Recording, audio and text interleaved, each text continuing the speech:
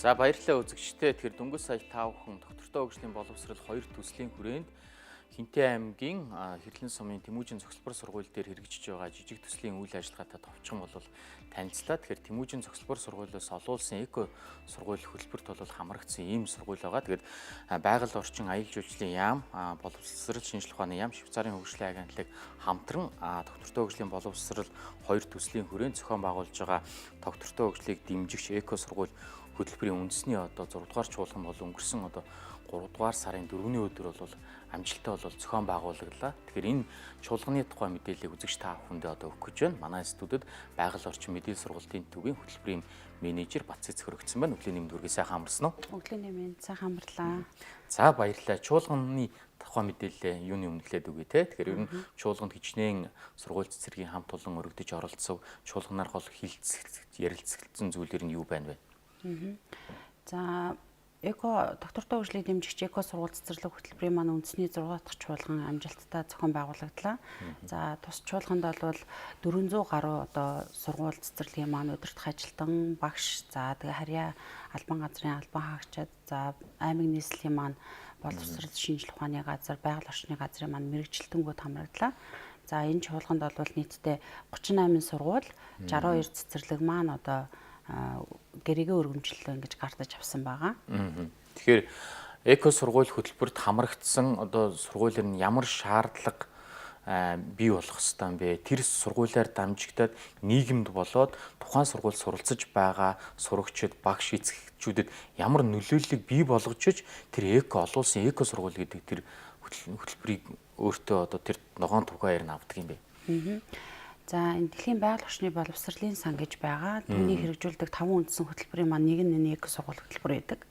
За энэ хөтөлбөр бол яг улс орнуудад одоогоор бол 72 гаруй улс орнууд хэрэгжиж байна.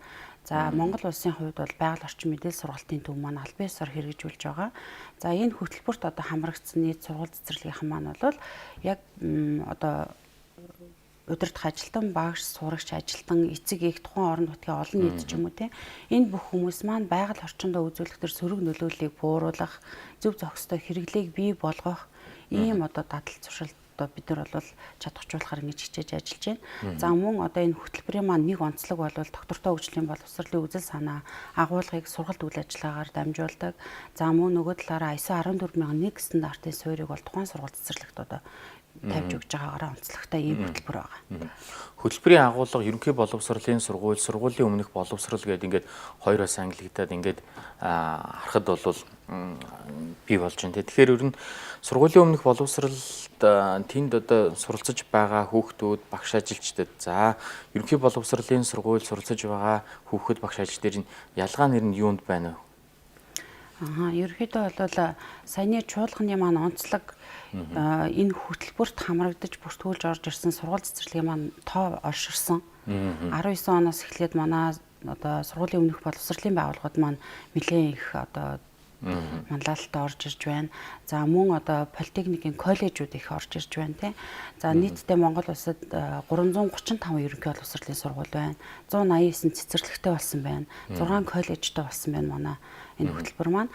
Тэгэхээр энэ сургуулийн өмнөх боловсрол болон сургууль дээр байгаа энэ сурагчдаараа нийт ерөнхийдөө бол оролцоон тулгуурсан хөтөлбөр учраас бид нар бол сурагчдаараа тэр нөлөөллийн ажлыг бий болгож байгаа. Хүүхдээр дамжиж найз нарт нь ээж аавд нь тийм гэр бүлд нь тэр хүмүүст энэ зөв амьдралын зохистой хэрэглээ энэ миний өнөөдөр амьдарч байгаа хийж байгаа үйлдэл маань байгаль орчиндөө сөрөг байна уу, эерэг байна уу гэдэг энэ зүйлийг л ойлгуулахад чиглэж байгаа гэсэн.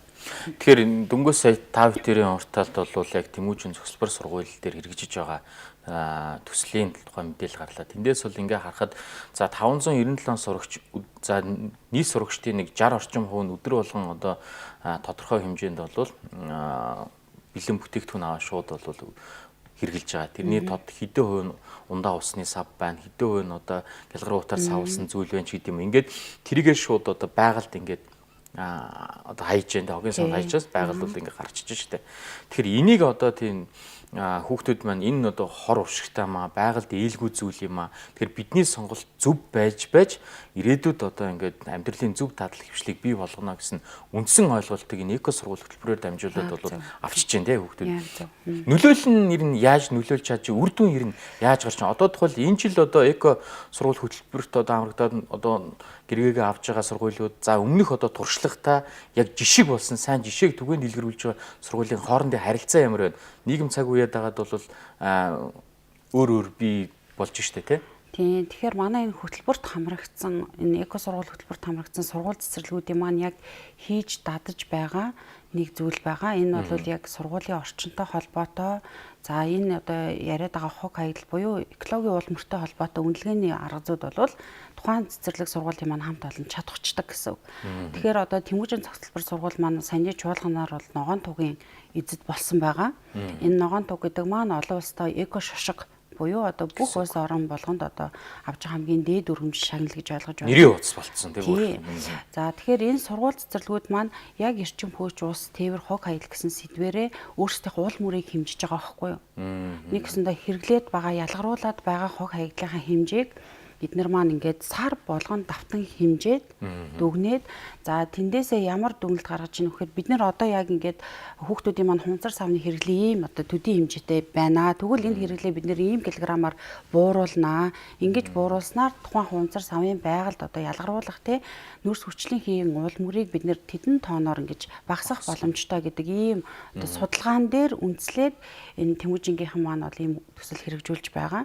За мөн одоо Тэмүүжингээр хязгаарлахгүй тэр одоо олон сургууль цэцэрлэг маань ч гэсэн яг энэ үнэлгээний аргачлалаар өөрийнхөө сургууль цэцэрлэгийн онцлог тохироод бид нэр юуг одоо бууруулах боломжтой байна те байгаль дэлхийдээ бид нэр яаснараа ээлтэй байж чадхаар байна гэдэг ийм арга замаа сонгоод ингээд амжилттай үр дүнгээ дүгнүүлээд за тэгснийхаа эцэст бол энэ хүрэл гэрээгээ мөнгөн гэрээгээ ногоон туг гэсэн ийм шаталтаагаар өргөмжлөл гэрээгээ аваад явдаг байгаа гэсэн. Эко сургууль хөтөлбөрийг сургууль дээрээ хэрэгжснээр тухайн одоо сургуульд бол сайн жишээ бол олон түгж जैन те. Тэрнээс гадна тухайн одоо сургуулийн сурагчид өөрсдөө бол одоо экологийнхаа уул мөрийг багасгасан ийм бол хувь хүн бол төлөвшин бол гарах нэ. Тэгэхээр байгаль орчин мэдээлэл сургалтын төв бол энд ямар үүрэг оройлт төр нь оролцдог юм бэ?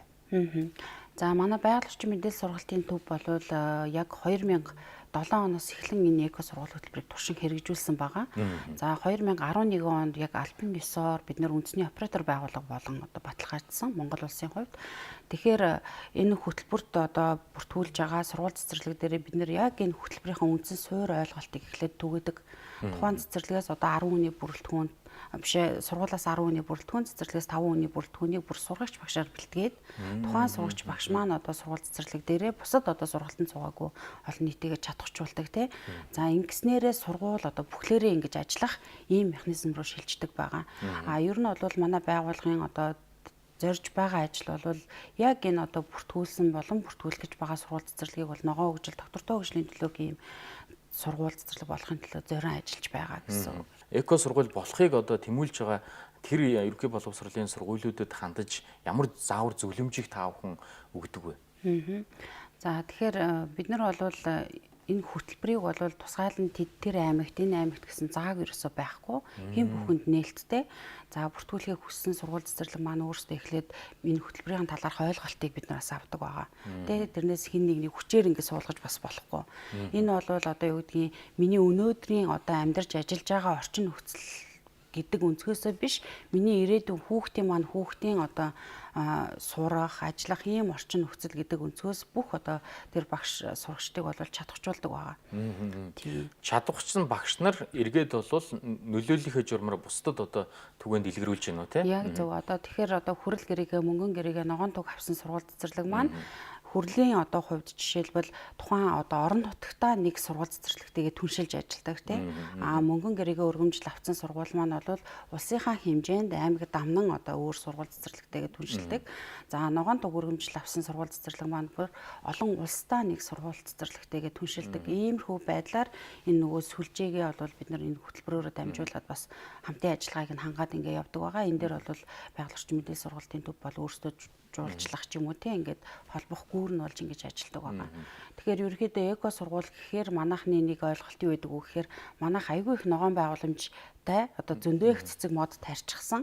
Тэгэхээр танаа энэ хөтөлбөрт бид нар бол бүрэн болцол хангана гэж ингэж эхлээд жоохон ташаа ойлголттой байдаг тийм. Энэ бол ердөө энэ хөтөлбөрийн нэгэн хэсэг нь байж идэг тийм. За энэ хөтөлбөрт орсон сургууль цэцэрлэг маань яаж ийн гэхээр анх одоо гарааныхаа үнэлгээг хийж байгаа. Гарааны үнэлгээ гэхэд одоо сургууль цэцэрлэгийн маань гадны орчны одоо 10-аад үзүүлэлттэй, дотны орчны 10-аад үзүүлэлттэй тийм. Энэ үзүүлэлтүүдээ гарааныхаа үнэлгээ хийгээд бүтэн 1 хичээлийн жилийн дараа, бүтэн 2 хичээлийн жилийн дараа ингээ үнэлгээ хийгээд үзэхэд ахиц гардаг тийм.